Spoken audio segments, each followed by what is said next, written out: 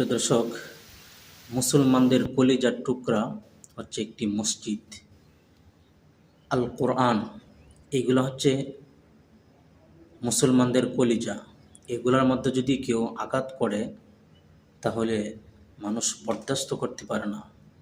যেমন একটি পিকচার আপনারা দেখতে পাচ্ছেন, ভারতে অনেক বছর আগে একটি পুরানো একটি মসজিদ। এই মসজিদে বর্তমান তারা মোমবাতি জ্বালিয়ে হিন্দুরা তারা পূজা করছে। এটা কিভাবে সম্ভব?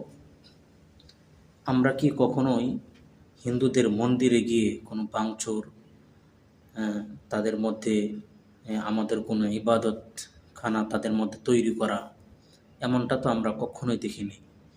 কিন্তু তারা বর্তমানে যা শুরু করেছে, এটা আসলে বলার কোনো ভাষা নেই।